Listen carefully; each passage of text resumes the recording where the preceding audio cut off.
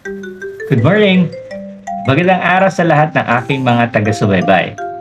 Sa video na ito, sana ay samahan ninyo akong magbalik tanaw sa aking naging paglalakbay sa lungsod ng Tokyo sa bansang Japan noong 2018. Pagdating namin ng Narita Airport, ay dumiretso na kami sa Appa Hotel Asakusa Tawaramachi Ekemae na 2-minute walk lang sa Tawaramachi Subway Station. Maliit lang ang size ng room na nabook namin, subalit kumpleto na ito ng mga gamit at sobrang convenient. Ilang bote nga ng shampoo, conditioner at body wash nila ni Shiseido ang aking naisalin para may uwi ko sa Pilipinas. At may mga origami pang display sa silid. Isa pang di ko malilimutan na karanasan dito ay ang kanilang public bath o sento. Hiwalay naman ang babae sa lalaki pero mapapalaban ka kasi iiwanan mo lahat ng damit at mga gamit mo sa locker. Tapos, papasok ka ng hubo. Bale, locker bracelet lang mabibitbit mo sa loob. Na-conscious tuloy ako. Mayroong hot bath at cold bath, kaya naman lubos na nakaka-relax ang experience. Malapit nga lang din sa hotel ang Sensoji Temple at Asakusa Shrine, kaya chinek na rin namin at doon na kami nag-dinner since napakarami namang restaurants at cafes within the area. May parang night market na rin sa Nakamise Shopping Street. Sa pangalawang araw namin sa Tokyo, pumunta kami ng Meiji Jingu Shrine. Ang shrine na ito ay inihandog ng mga Hapon kay Emperor Meiji, na unang emperor ng modern Japan. Ang dambana ay nasira noong digmaan, ngunit muli rin naman itong itinayo. Sa bungad nito, merong napakalaking torii gate na pupukaw ng iyong atensyon. Pinaniniwalaan sa Japan na ito ay simbolo o border sa pagitan ng ordinary world patungong sacred world.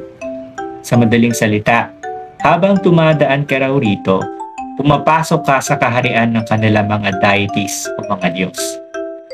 Pagkatapos rito, in-explore na rin namin ang Harajuku at sinubukan ng mga pagkain tulad ng Tonkotsu Ramen, Gyoza Punzu Takoyaki, Sufolo Pancake, 4-cheese tart at pan-fried gyoza.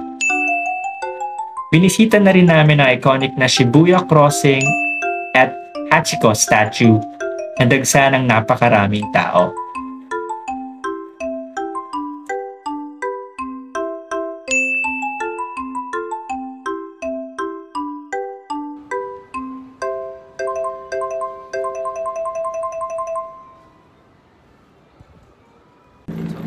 Sa ikatlong araw, 1 oras lang ang inabot ng biyahe namin papuntang Tokyo Disneyland mula sa hotel gamit ang tren. Mula sa malayong tanawin, may kita mo na kung gaano kalaki ang lugar, kaya't maggugol ka ng buong araw para maging sulit naman ang babayaran mo. Noong una, syempre excited ako kasi first time kong ma-experience ang Disneyland. Kumain pa kami sa Plasma Race Diner dahil ang cute ng pagkakagawa nila ng kanilang mga rice boats. Pero teka muna, ang haba pala ng pila sa mga rides. Hanggang sa pila ba naman maghihintay ako? Akala ko sa pagmamahal ko lang sa kanya ako maghihintay. Kaya pinili ko na lamang ang mga pangunahing rides dahil sa mahabang pag-aantay. Sa buong park, maraming photo op spots kaya hindi ka rin naman mababagot. Pero siguro nga tumatanda na tayo kaya hindi na ako naaliw sa lugar. Dahil dito, nagdesisyon akong bumalik na ng hotel bandang 4 PM at kumain na lamang. Hindi ko na rin na-witness ang electrical parade, dream lights at fireworks display dahil sa gabi pa ang schedule ng mga ito. Actually, meron pang ang Tokyo Disney Sea pero kailangan ng panibagong ticket. Kaya marahil sa susunod na lang na pagkakataon. Para sa akin, mas pambata ang Tokyo Disneyland kumpara sa Tokyo Disney Sea. Sa tingin ko ay mas for adults dahil mas extreme ang mga rides dito. Sa ika-4 na araw, another tourist attraction na around 30-minute walk lang mula sa hotel ay ang Tokyo Skytree, na isang broadcasting and observation tower sa Tokyo.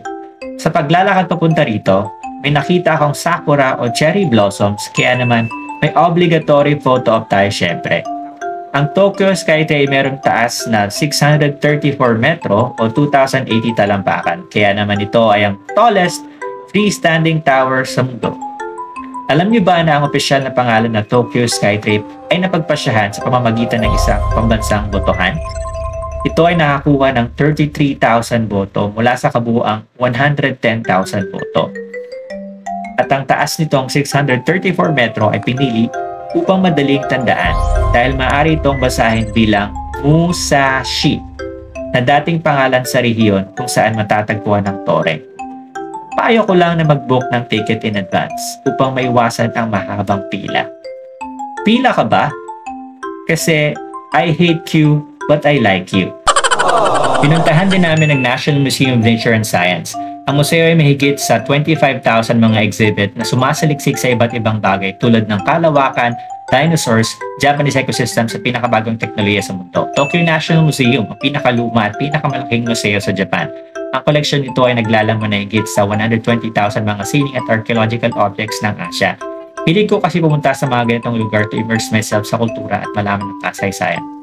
At Ueno Park, kung saan napapaloob ang Ueno Zoological Gardens. Dito inilaan ang pag-aalaga ng mga hayop, lalo na yung mga nanganganib maubos, sa likas nilang kalagayan at upang palawakin na rin ang kaalaman ng publiko.